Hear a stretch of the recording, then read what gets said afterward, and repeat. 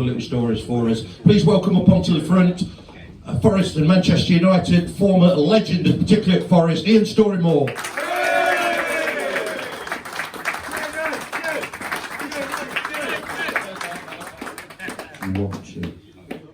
You're in microphone as well here. We are doing well. Right, good to see you again. I know you've been here for a couple of games in the past, and I think you're absolutely brilliant to have you back, and we appreciate you coming down. I'm sure that you've talked about these things in the past many times, but I was a little kid. I think I was 4 or 5 years old. I've not been to a game, although my first game I did watch you play when I was very. That's your own fault, mate. I didn't ask you. My dad took me. He gave me a choice between Forest and County. He wants his money back. A big Forest. Wasn't too bad. European Cups and all the rest of it. But let's go back beyond that. You were a part of a very good side, particularly 67, 68, around that time. Nearly won the league, very close to winning the league. Had a fantastic run in the FA Cup. Can you take me back to that season and your memories of it? Yeah, absolutely. Yeah, as you quite rightly said, unfortunately we didn't win anything, and coming second isn't the best, as you probably know. But yeah, was it 67, 68, wasn't it? Because you quite rightly said, we got a really decent side together. You know, the likes of Terry Hennessy, Henry Newton, John Barnwell, Frank Wignall, and of course Joe Baker. And I firmly believe that if we played in the quarter-final of the Cup against Everton, and Joe Baker sustained a really nasty injury from a big centre-half at Everton called Brian LeBone, and after that Joe was never the same again. And I'm sure if Joe had kept fit that season, I think we'd have gone on and won something. Lost to Spurs in the semi-final, and that bastard Jimmy Greaves went and scored against us again, so he was always like you get a goal. I don't think he had a kick actually, and suddenly he gets a goal. So unfortunately we lost that game and finished second to Manchester United in the league. So yeah, it was a good season, but you know, we should have gone on and won something.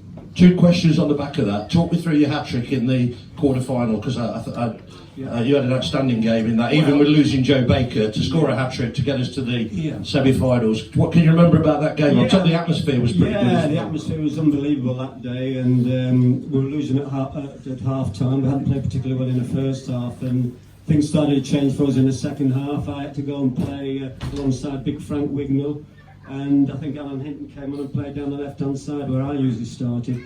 I think it would be fair to say that although I scored the 3 goals that day, I think the man of the match for us was Frank Wignall.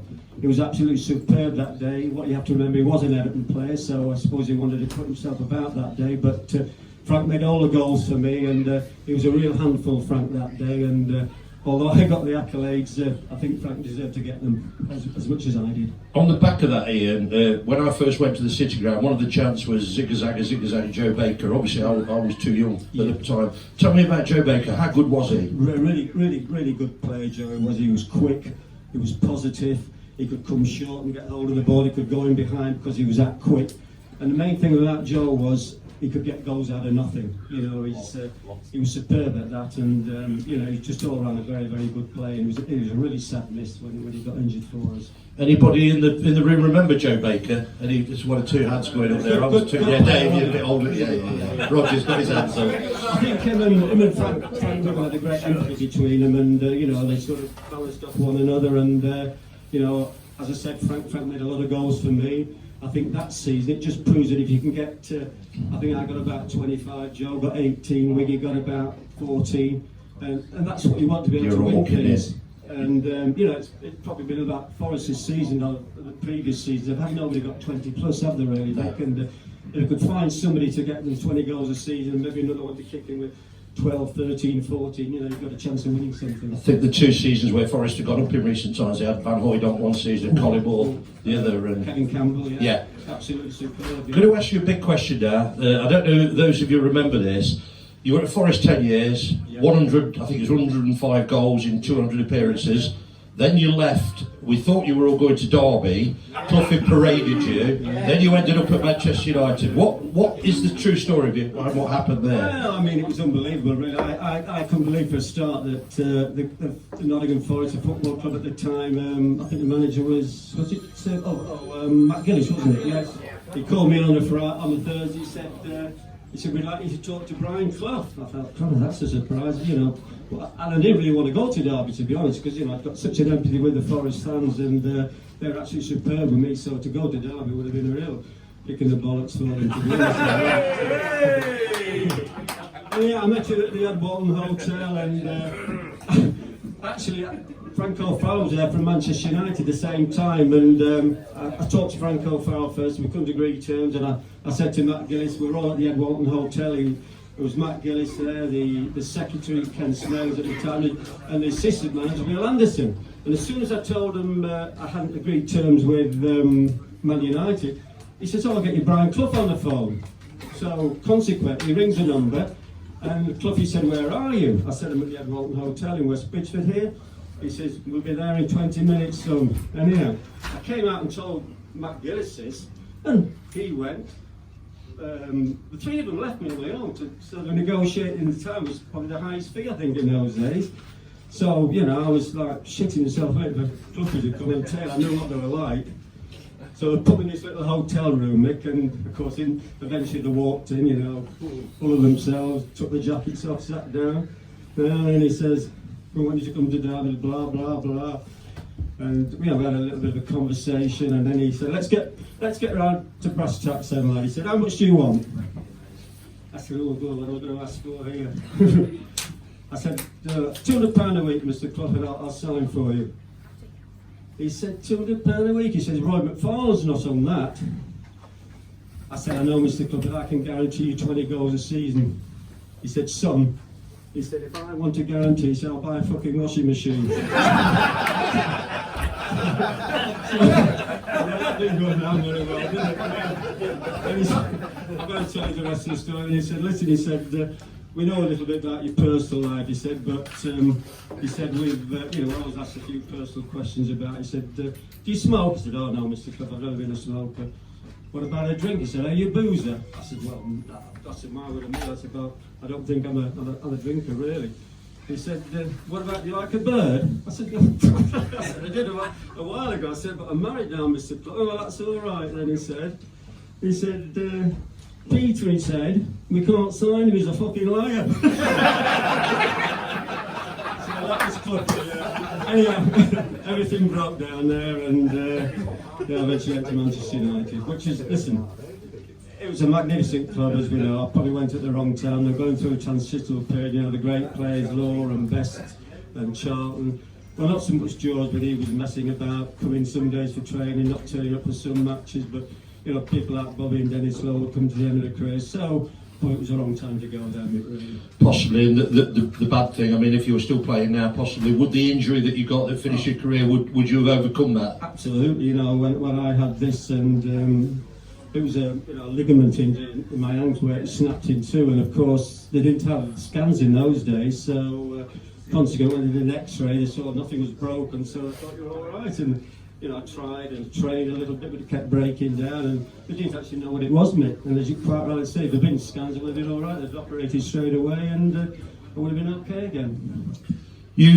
I mean, how did Cloughie, when you left, just going back to that, how did Cloughie react? Was he, did you, I mean, I could imagine he was gutted. Initially he was all right, but I remember, quite a few years later, and he was talking at the city ground, and we were in one of those rooms. I think it might be the boardroom now, and having a drink, and some of the old players like you know, Alan Hill was there, and Liam O'Kay, and Robbo, and blah blah blah. And he came in anyhow, and he was talking to me in the far corner like that, and he suddenly saw me, and he walked over. Oh, he said, how are you? He said, they're telling you not such a big a shithouse as you used to do. So I thought, that's very nice, Brian, thank you. But you ended up working for him again, Chief Scout? For who? Did you work for Cloughie? Was that later? No, I know you were Chief. You were Chief Scout there, weren't you, for a time? Yeah. Paul Hart mostly, absolutely fantastic. Yeah. And can you tell us any players you brought to the club? Well, I think, you know, when Paul was the manager, I think, you know, to be fair to him, he did a terrific job, Paul, and I think the club let him down actually, because he produced a really good footballing side, Paul.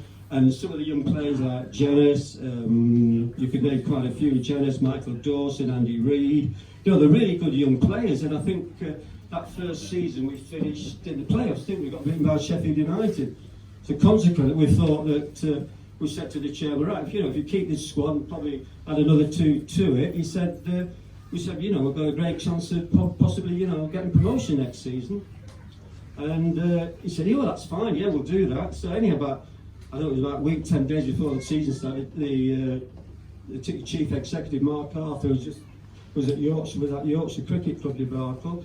He came in and said that we had to sell the best players. So consequently, we started that season with about 5 of the best players out of the team, and I think it cost Paul Harty's job actually. I remember it well. Definitely let down by the club then. Absolutely, doing really well, Paul. And same back in the day, Bassett got promotion and sold Campbell. Ridiculous. Yeah, let's just hope if we manage to get up with this owner that he does something a little bit different, because you're absolutely spot on. We've only got a few minutes till kick-off, so I'm prepared to take a couple of questions from the floor. If anybody wants to ask, we've got a legend in the building. It's something a little bit special for us. If anybody think I'll put you on the spot a little bit, but has anybody got any questions they want to ask? At the back there. Come on, Rog, you're normally good for a question, Boatsy. Yes, hello, Dave. Yeah. In the cup round, Ian, we played Swindon. That's right. Home away, and then we played them at Villa Park. That's right, yeah. And it was always, the tie was Ian Moore against Don Rogers. Oh, right, Don Rogers. What can you remember about the replay when? Yeah, well, I think we won that. Yeah, we did it. I think we drew at home, didn't we, Nick? Was it 0-0, 1-1? 0-0. And then we drew at Swindon 1-1. That's correct. And then we went to Villa Park. Was it 3 or 4-0? 3-0. 3-0. We got well done. We've got a good memory. Well done. Yeah, I remember it. Yeah, to be fair to Don Rogers, he was a very talented player, wasn't he? Really. He was, yeah. But it was always Bill. Yeah, possibly 2 of us. Rogers against Moore. Yeah, he went on to have a good career, and it was. As I say, very unfortunate we didn't go and at least get to the final. Which, as a kid growing up, you always wanted to. You used to watch the cup final as a kid in black and white, of course, when I was growing up, and it was every player's ambition to play the cup final. So it was a very sad day. But well, I live in Burton Joyce, and I had the occasion to speak to Dane McKay. Oh yeah, who was in that. He was manager at Swindon, wasn't he, at one time? Well, no, he played in the Spurs team that beat us. Oh yeah, that's right, he did. But he said that with Baker not being in the side, they looked at that team and went, we've got a chance. Oh, he was a big loss, absolutely big loss. Yeah, I think we touched on that earlier, Dave. Definitely. We've got a question from over here. As a Mansfield fan, have you ever played at Phil Mill? Yeah, we used to play in that not senior cup. Yeah, we played there a couple of times, I think. Yeah, I think would it be like would be Waggy playing then? Would he Wagstaff and Chilton and all that? Yeah, they turned out to be really good players, didn't they? Yeah, do you go to Mansfield now? Today, but Oh, they're playing today. Who? Walsall. Oh, they're doing all right. They're having a good run, aren't they, at the moment? Yeah, they're doing well, aren't they? They had a terrible run, didn't they? Now they've picked up, haven't they, really? I was going for his enemies, Now you want to. Typical. Right, we've got a question over here from one of the Wisbech guys. Yeah, we're a little bit short on goals at the moment. If you give you the £200, will you put your boots on today? I think we're going out the tunnel now for him.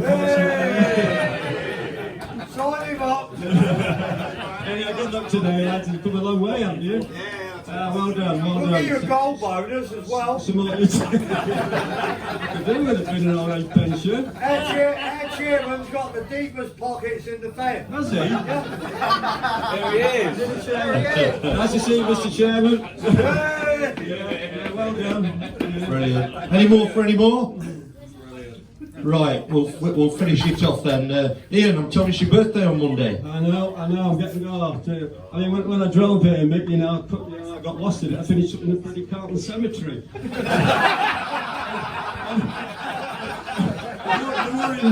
worrying thing with it being my birthday, when it said you've reached your final destination.